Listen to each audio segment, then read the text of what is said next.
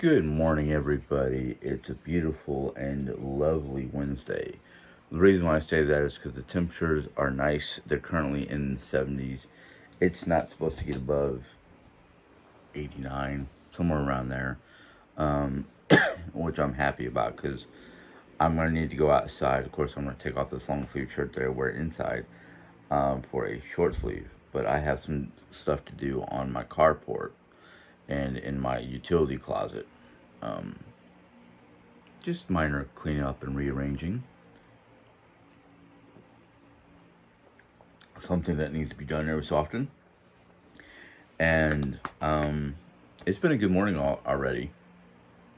Diane and I had a nice, lovely coffee chat together where we talked about what's going on and what we need to do and what our plans are for the day, or try to figure out the plans for the day.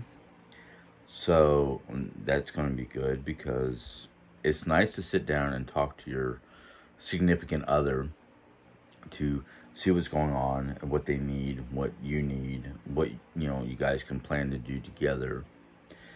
I think that's one of the foundations of a good relationship that a lot of people forget about because they get so busy in their own lives and either don't make room for the other person, or the communication has broken down and things just go awry. And being that Diane and I want to go back to basics, and if we're going to do the RV camper, minivan, RV switch, or whatever, we're going to be in close contact or close quarters for the better part of the year. So you can't have non-communication or just separation because of communication breakdown in such a tight arrangement. It's bad juju. So we spend our mornings now as much as we can before our day gets started with a cup of coffee and a chat, and just see how we're doing and what our plans are, or desires, or the amount of energy we think we have to spend on the day's activities. Now, I'm not going to go into detail because it's not really anybody's, business what we talk about or what we decide. I know Friday she has a doctor's appointment for her eyes, so we have to get up at a relatively early hour to drive to Lebanon, Missouri, which is just up the highway, not too far, so she can go see the Mercy Eye Clinic doctor. She's probably going to go back on the injections, which I can't stand to watch because those injections are into the eye right around here, which means look straight ahead, don't move your eyeball. Otherwise, you do a little bit more damage than just that little needle going into the eyeball. Basically, what it is she has. I don't remember the word. I don't remember the specific words, but what it is because of her diabetes, the muscles that help the eyeball adjust and focus and all that are deteriorating. So she gets these special injections to help rebuild the muscle tissue and get everything back to focus. So that's something that she has to do. And then she has another appointment next week, and I can't remember when. But I think it's to go talk to her, to the nuclear doctor for getting the back nuked, irradiated, whatever it's called, so it heals faster, so she can get rid of the brace, basically. So we have all that stuff written down in our calendars on our phones, and I'm going to transfer it to paper because sometimes paper is I look at the paper calendar more than I look at my phone calendar, unless it's a message that pops up and I'm like, oh, yeah, that's tomorrow. that kind of thing. But everything is doing good here. I mean, um, Jerry and her home health person is, excuse me, um, working to clean up and arrange and deal with her craft room, which I'm kind of like, yay, I don't have to be the one doing that. It's part of the home health aides job to basically help Jerry do whatever, as long as it's solely Jerry's stuff, which that's the craft room. It's fine. You know, hey, it's something they can do together, and I don't have to go through the headache of trying to figure out what's what and who's where. You know, have my own opinions and whatnot. So having a third person to help Jerry out with stuff that I have issues with, and the reason why I have issues with it is because the fact that it's like I don't know where anything goes. This is your craft room. I can bring it in here and set it down someplace, and we can deal with it later. But you asking me to take it into the craft room and putting it in a specific spot is like, what are we talking about? What spot are you talking about? Because I don't see it. I don't understand this stuff. Yeah, I'm the one who helped rearrange the room and lay down the flooring and all that fun stuff. I just don't know where everything goes. She's got so many cubbies with so much stuff in each cubby that it's kind of like, I can't put it there. It's overflowing. You know, not that I'm trying to be mean. I'm trying to actually be funny about it because it's like, okay, not trying to be, you know, belittling any lady, any of the women out there, but like women have their stuff, their, you know, if they have their own space to put their stuff, it's like the men are like, you know, it's like a single dad trying to go out and figure out what kind of tampons and whatnot for their teenage daughter to have or need, because it's that time of their life where PMS and all that fun stuff starts, and you're a single father going, I don't know, this is a woman's thing, you know, I can only imagine what they go through. I have not had the privilege of being a father, let alone having to deal with that kind of thing. But then it's like, you know, a man has his man cave or the garage where all his tools are or whatnot, asking a lady or a woman to go out there and get a specific tool for a specific job. You know, unless you got the women folk who are just about as manly as any other guy who goes, oh, I know what tool you need, oh, let me go get it. But there are some women who are totally not clueless, but that I guess the separation, and I'm not trying to be sexist or anything like that, but it's like a man has his room, his space, and he wants it a specific way, and the women have their room or space and they want that a specific way. And for a lot of women who are homemakers, because the husband goes out and makes enough money that she doesn't have to go out to work, takes care of the whole house, so it's kind of like the whole house is hers, because she's the one who's maintaining the cleanliness and where everything goes in the pantry and where the cleaning supplies go and all that fun stuff. We men just come home from work, and we're so tired from our job that we just want to drop everything wherever we want to drop it and go about our business. But then, you know, you have that argument of, why are you just dropping your stuff wherever you want to? I always have to clean up after you, blah, blah, blah, blah, blah, blah. Actually kind of would love that kind of life, but I'm going with the flow. God said, no, we're going to do it this way, and you're just going to have to learn how to deal. And I've been learning how to deal. But, I mean,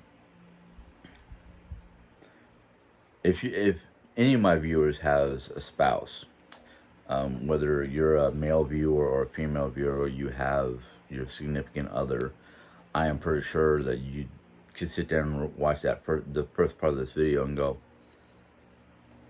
yeah, yeah, okay. But I'm not trying to get anybody to see things my way. I'm just telling you what goes through my brain sometimes. But anyhow, today is going to be a fairly decent day.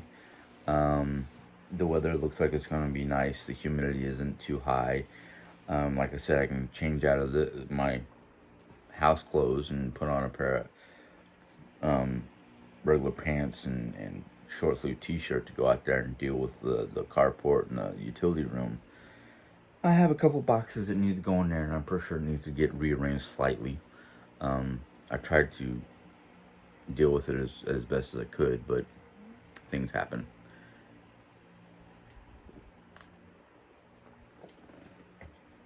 And of course, Jerry wants to FaceTime so she can have her input, and I'm kind of like, we'll see.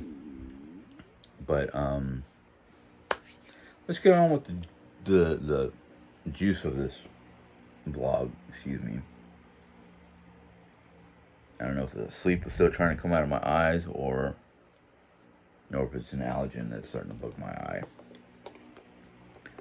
Yeah, and this eye is starting to get a little irritated, so I'm saying it might be something in the air in this room that is bugging my eyeball. But anyhow, alrighty. This next section we're going to get into that I talked about briefly yesterday is the grooming aspect of the Norsemen. Even though the book does say Viking, I'm going to say the right word.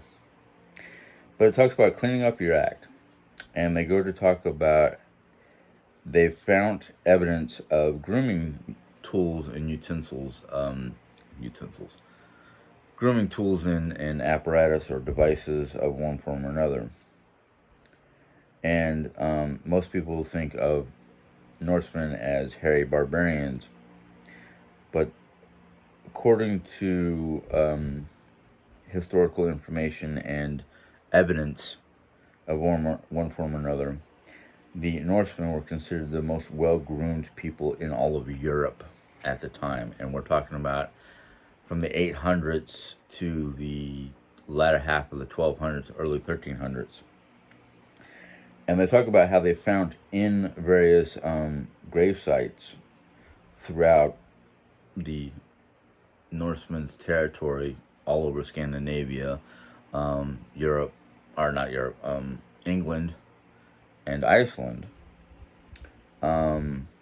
various implements for, and this is supposed to be, they found it mostly on women, but I'm pretty sure that the women held the grooming devices and helped the men groom, which, according to history, one particular Viking or Norseman that was known, I can't remember his first name, but he was known as Fair Hair because his hair was long and fine and well groomed for its length.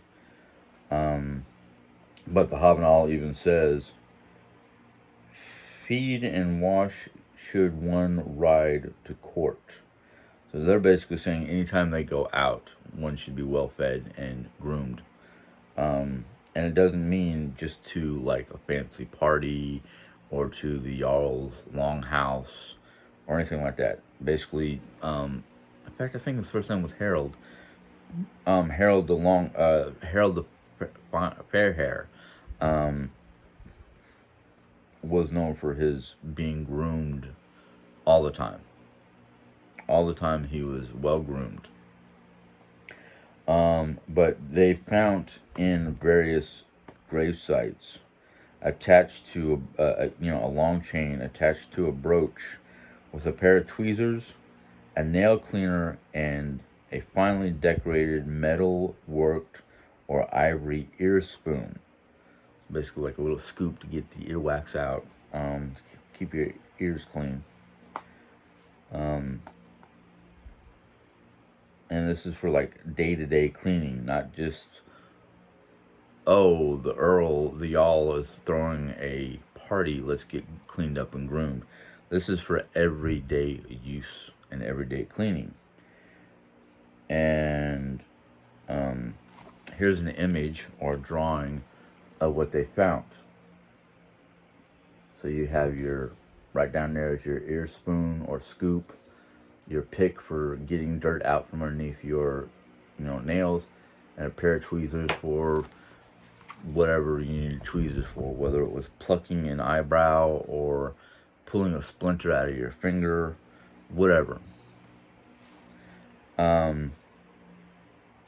So it was known historically that the Norsemen were cleaner than the Anglo-Saxons. In fact, it tells us here that the Norsemen bathed and washed their clothes weekly. So weekly they washed their clothes.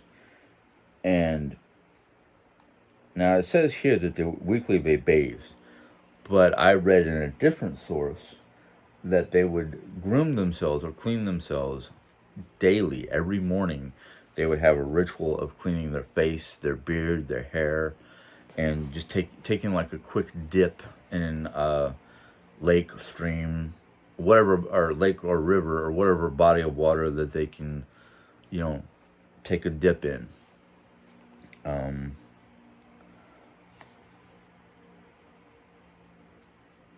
Yeah, this is one I want to read because it talks about their little bathing. Large farms usually had a heated bathhouse with buckets of water for washing, or sometimes a tub. In Iceland, where I can't, in Iceland, where geothermal activity still marks hot springs a main attraction. Basically, a lot of people today go to the hot springs and whatnot in Iceland for, you know, actually they say the geothermal waters in Iceland is very therapeutic. Norse settlers used naturally heated water in their bathhouses in spring and summer.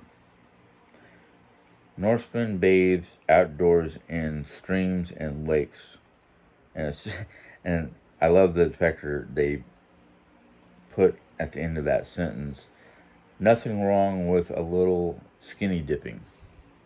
Like, okay. Then we have this little area for like the modern Norsemen. The Finns have followed up stream. Okay, yeah. The Finns have followed upstream rooms with cold plunges, for thousands of years, training the body to maintain equilibrium in extreme situations. Recent research also suggests the temperature swing is heart healthy. As you're planning your next long weekend, try looking for a lakefront rental with a hot tub for a modified Finnish sauna. Experience getting steamed up, jumping in freezing water, and rushing back to the hot water. Repeat until you feel like your skin's going to fall off. Ale and mead are not advised for winter-related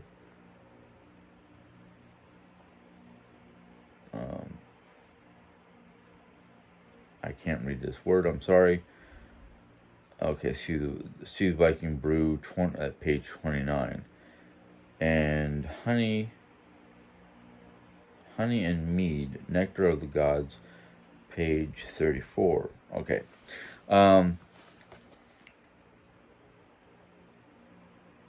Basically what they're saying is straight up ale or any kind of alcohol during the plunges, basically not advised, but they're saying that certain kinds of brews or beers um, on page 29, and I'm not going to go back to that page, is good.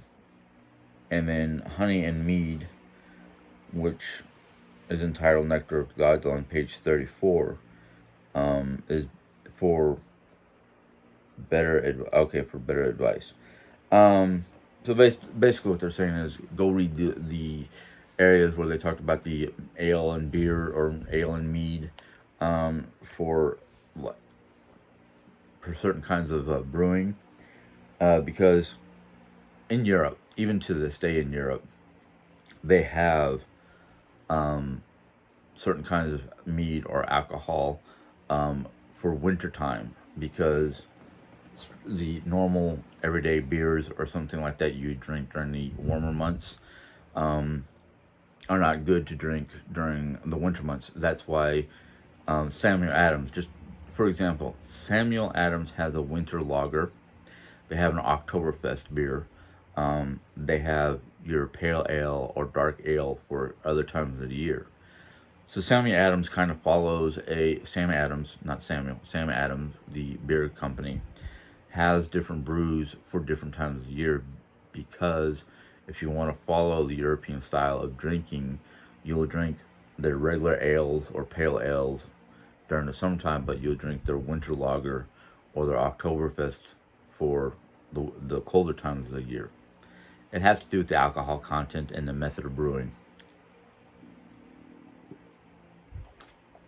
Because during the old times in Europe, when they started brewing home brews or various types of brews during certain times of the year, they discovered how to make a brew that will keep you warm during the winter time, but will not be intoxicating unless you overconsume. And I think that's smart, because factor then you can drink whatever you want to drink all year round, as long as it's in moderation. So, yeah, that's the Euros for you. And I'm not talking about just like Norway or Finland or Sweden or Denmark or Germany. I'm talking about Ireland, Scotland, Britain, or the whole of UK, however you want to put it, as well as all the other different countries except for maybe Spain and Italy, because they're closer to a warmer climate. They're closer to the equator, which means they're warmer. But that's just what I know. You might find different information. You might even find more information close to what I just told you. This next part is on beards. Something I like to have. But not all Norsemen had beards. Some Norsemen had mustaches. Some Norsemen had goatees. Some Norsemen had full beards that were trussed up or dressed up or braided, however you want to call it. But they found different style. They found information on different styles of beards. Norsemen might have sported long twisted, pointed, long twists, goatees, full mustache with clean shaved chin, even a mustache waxed to curl upright. It makes sense that there's no single Norse beard style. A farmer dealing with winter winds might grow an extremely full beard, while a warrior wouldn't want his opponent to get a handful of his chin, and so might shave more often. So they have a diagram of 4 different styles that they were just talking about. So I can understand, like it said, depending on your occupation, depends on how you want your beard. Even like, let's say a farmer who's out in the sun all day long, he might want to shave a little bit more off. He might want to have a shorter beard or a goatee or just the mustache and let it grow from like the springtime through summertime to winter. So by wintertime comes, he's got a full beard to keep his face warm. Yet those who are actual Vikings doing the Viking thing, not the Norsemen, who's, that's their nationality, Norsemen. A warrior, like I said, might want shorter hair, shorter beard. That way nobody can grab a handful of the beard or a handful of the hair to basically finalize a death blow. Same with the haircuts. Haircuts, usually when they have long hair, they'll braid it to keep it from being all over the place and getting in their face and whatnot. Some might want short haircuts because, somebody can grab a hold of that ponytail and do some damage. It really depends on the Norseman's occupation or how he feels about his hair. Not everybody shave their head bald. A lot of times, balding is just natural and they let it be. Sometimes they'll take a lot of their upper hair. They'll basically the hairstyle I'm wanting my wife to give me, even though I am balding up top, is I basically want her to. Hold on a second. I'm sorry. I'm trying to mark my spot so I can show you.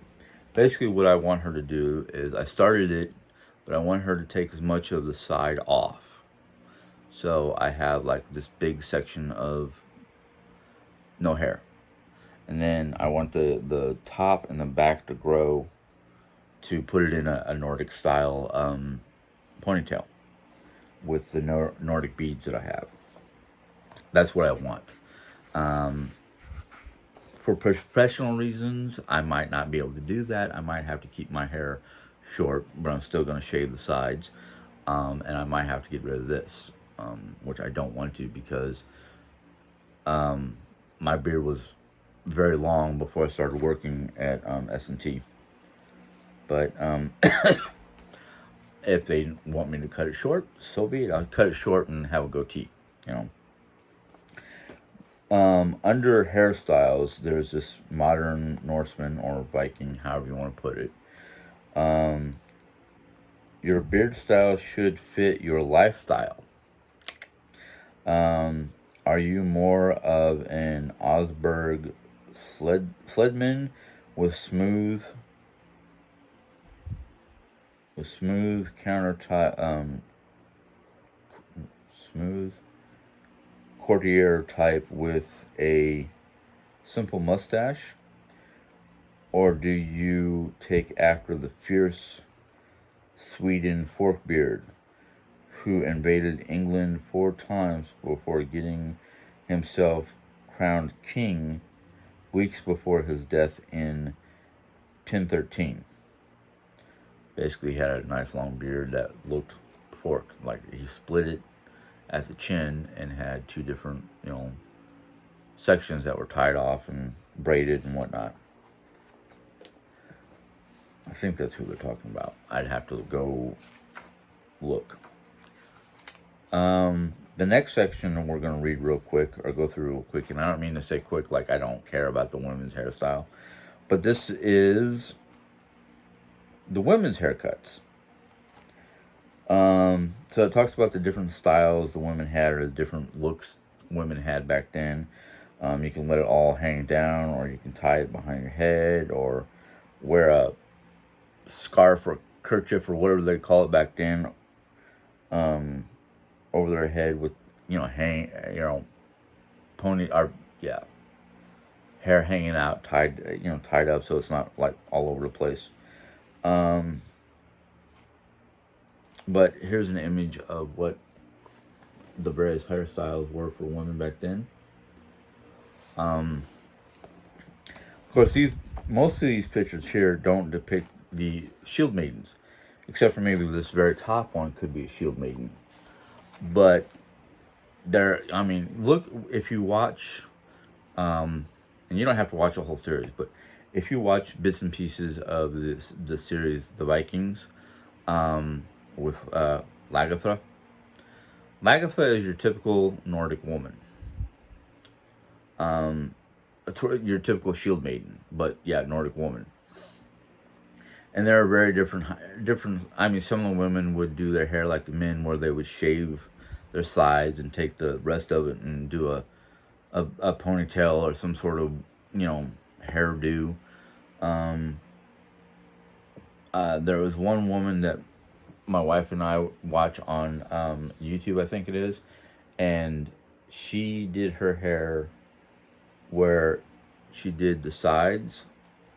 She took up all her hair and tied it back, and she did the side. She shaved the sides, not totally bald, but she shaved it down to just very little to nothing. And then she took the rest of it that she had tied up and let it hang over one side. We watched a couple different videos of women who do their hairstyle in a Nordic fashion, or a Viking fashion. Since we're talking about Vikings, even though that's an occupation, not a people. But women back then were very groomed, very, you know, like I said earlier, with the men, the women were just as clean and well groomed as the men, if not more so. And they go to talk about war braids. And these are for the shield maidens, where they took their hair, taking the knotted style to extreme. The History Network TV show The Vikings depicts Lagertha and other female characters wearing their hair in a mohawk-like pile of large and small braids. It's a fierce look, well suited for warrior shield maidens, even if it's not fully based on archaeological evidence. So see right there, the book is talking about, so this book has to be fairly new if they're talking about, the Viking TV series. And then we have a little piece that I'm going to read and end my reading from this book for the day. And it says here, Modern Vikings. Since no carving can show the full detail of a hairstyle and written description of hair are hard to come by, feel free to experiment and find your own look. Try war braids for a beach bonfire, if not a full-scale reenactment. A waterfall braid offers a looser Pinterest style that translate equally well to a divination ceremony or a maiden's divorce. Or no, dance, not divorce. Like I said, I can't read when they write it the way they do, or how they write it. Fierce Valkyrie types might look best in a crown of Dutch braids, a type of inverted French braid with a sleek, streamlined attitude. Sorry if that was hard for you guys as much as it was for me. But hairstyles back then were basically however you felt you wanted your hair to be done, or if you wanted it to be done in a way that makes, you stand out, that's your choice. But some of the hairstyles of the time, like how Lagertha wore her hair in a war braid, that's totally up to you. Same with the men. Hairstyles back then was depending on what the man wanted, or what his occupation was. You know, it really depended on the individual people. You know, like I want my hair done a certain way because of the factor one, this time of the year, having your hair short or dressed up or however you want to put it, keeps you a little bit cooler, temperature wise. Two, it's just the way I envision my hair sometimes. Um, but everybody's haircut, everybody's hairdo is up to them. I know some people are like, oh, I want this style because it's in fashion. I don't care about fashion. I mean, if you looked at my clothes, you'd realize I don't have a fashion. I dress the way I want to, how I feel. You know, maybe I want something cool on to keep me temperature cool. Not like cool, oh wow, that's, in style. No, temperature wise. I never cared about fashion even when I was a teenager with all the people running around going, "Oh yeah, you need to wear Nikes and you need to have this specific type of shoe and this type of designer jean and these designer shirts and da da da da da." And I was like, "Why?" One, my family ain't got that kind of money. Two, you know how quickly teenagers can ruin their own clothes because of their activities? I wore whatever I wanted to wear. And back then, it was either Levi jeans, moccasin boots, and whatever kind of t shirt that I liked. And if it wasn't moccasin boots, it was whatever kind of tennis shoes I had, or surprisingly enough, you know, cowboy boots. And people would ask me, your clothes, your style changes every so often. What's up? Are you this? Are you that? Are you, and I'm like, no, I don't belong to any group. I'm an individual. If I stand out, I stand out. That's great, as far as I'm concerned.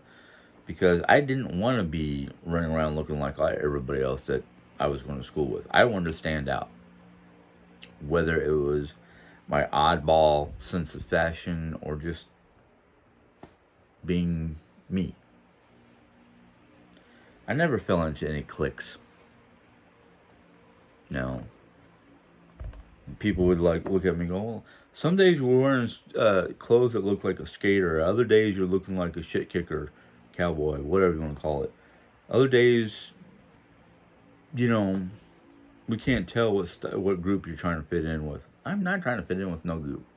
Somebody even asked me, what kind of group do you fit in with? And I looked at them and I went, well, they don't exist anymore, but mountain man. Just want to be out in the wilderness, be with nature. People back then were very, very annoying because I was going through a lot of crap. I mean, I was going through family disaster, deaths. My father, my grandmother, two aunts, within a very short time of each other. Changes in my environment, changes in my home, just a lot of things going on that just felt like I was getting pulled in 500 different directions, and I went, I don't fit in with nobody. Nobody. I was, you know, mentally I was too old for new school, but physically I was too young too young for old school. I liked Johnny Cash and certain country stars back in the 80s, late 80s, early 90s. I started getting into like the classic rock, ZZ Top, White Snake, Led Zeppelin, a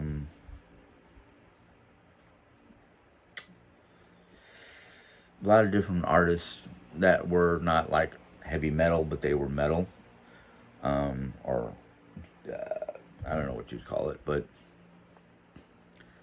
I was a type of person that one, I didn't know who I was, and I was having all this stuff happening, so I was running around like a chicken with my head cut off, trying to figure out who I was, who I am, all that,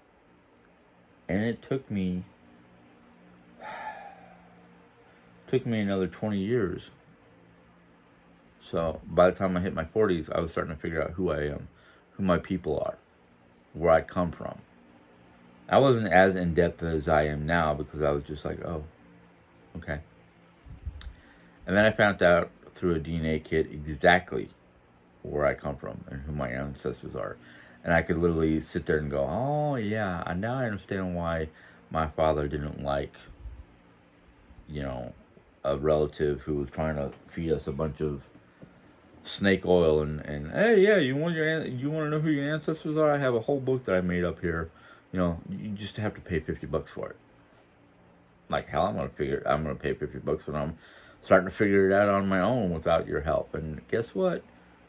According to everybody who said we had Native American, there was no tracers of Native American blood in my DNA. It's all Euro. Yeah. Because there was a time where I thought I had Cherokee in my bloodline. No traces of it according to DNA.com or Ancestry.com. But anyhow,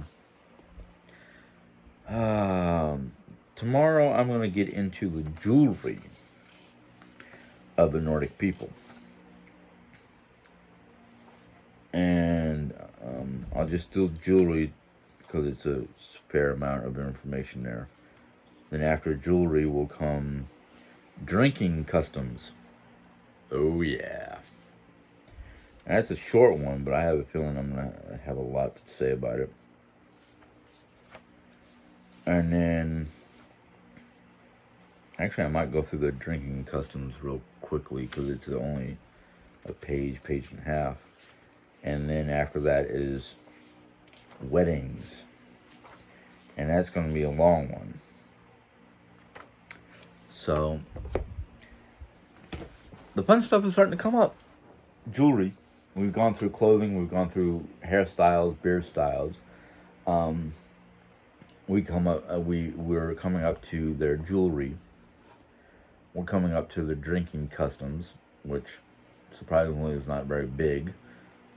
And then we're coming up to the longest one I've come up to so far, which is the wedding customs and all the things that deal with a Nordic wedding, which I'm really wanting to read because I told Jerry, and it was kind of a joke, and we got married, and she liked the idea of having a Renaissance-style wedding, and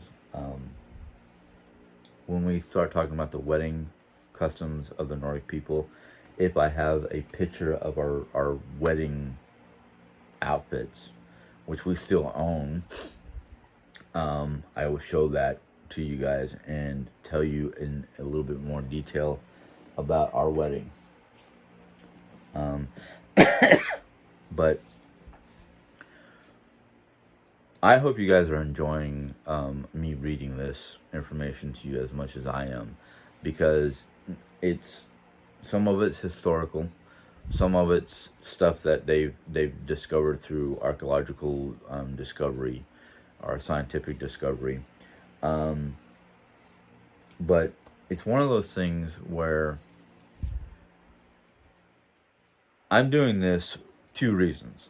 One, I did find out through Ancestry.com or my DNA test. I am from these people.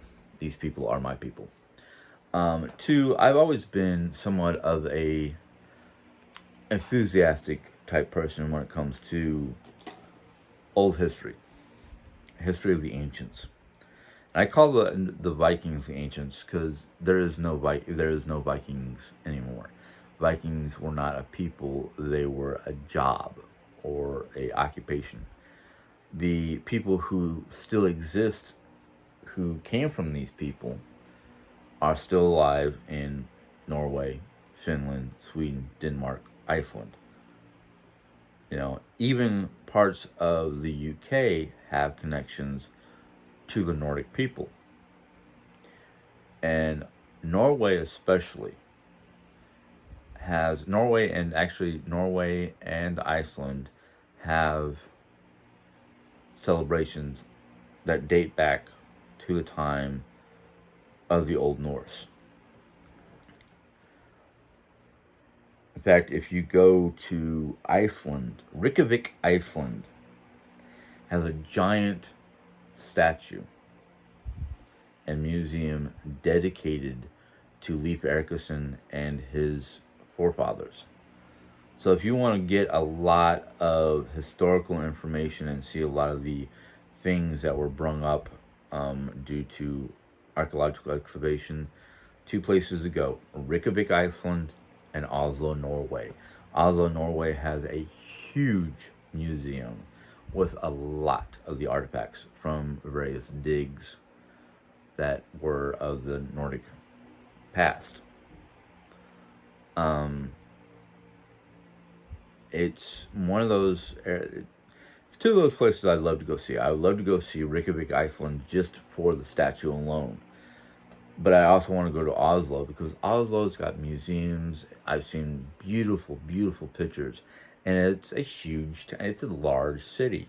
I'm guessing that it could rival cities here in America like New York, Dallas, Houston, San Francisco, LA. I mean, those are some of the largest cities I know about here in America. And Oslo could probably dwarf some of those cities. Because it's got a lot of history there. It's got a lot of jobs. It's got a lot of, and that's like Oslo, Norway has all the museums and arts to go see. It has a fairly large seaport, so a lot of their import, export come out of Oslo. So you can imagine that if Oslo's got all the old school stuff plus the new school stuff, it's going to be a large. It's going to be a large city. It probably has a lot of suburbs, like most of our major American cities. You have main part of the city of any major city. I'm gonna say Phoenix for one, because I know most of the suburbs. You have Phoenix, downtown Phoenix, which is the hub of Phoenix, Arizona. Surrounding it, you've got Paradise Valley, Scottsdale, Mesa, Sun Valley. Those are some of the suburbs I remember from being out there. You know, and from what I understand, a lot of those suburbs are still growing, and who knows, we might start having new suburb names or something like that. I don't know. It's been, let's see, we left Phoenix in 94. So it's been 94 to 2004, that's 10 years. So 13, maybe more. If I don't know, my mind's not calculating properly, but yeah, it's been a while. No. 94 to 2004 is 10. 2004 to 2014 is 20. So yeah, 20, 25, 20 plus years. Yeah. So over 25 years, because if we left in 94, I was turning 23. So be 27, 28 years since I've been to Arizona. Closest I've gotten is Vegas.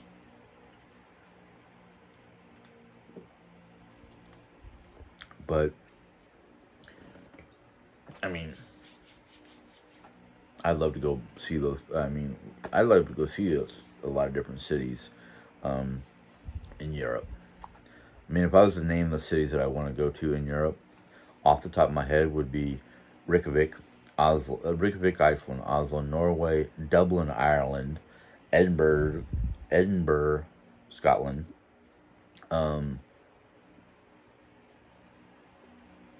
London proper, as they call it, which is the main part of London, Wales, and then I would want to jump over and see, Bonn, Berlin, Frankfurt, Munich, in Germany. Most of the cities, most of the big cities that I haven't never been to, but the only one I've been to of the cities I just mentioned in Germany was Frankfurt, because I think Frankfurt and Stuttgart. Frankfurt because that's where our plane landed when we were going to Germany, and I think that's where we took off from when leaving Germany. I've been to Stuttgart because I had family in Stuttgart at the time, or people, I think they were family, but I don't remember because it was so long ago.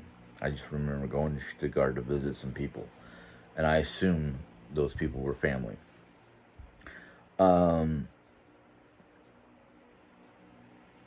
I don't know of any other cities I want to go to in Europe. Not interested in Paris. I'm not really interested in Rome.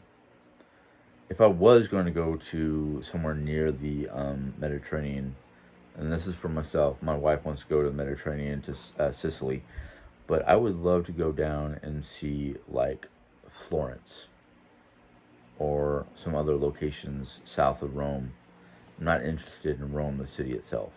Even though Rome does have a lot of history, and you can see like the cathedral and not the cathedral, the amphitheater. Yes.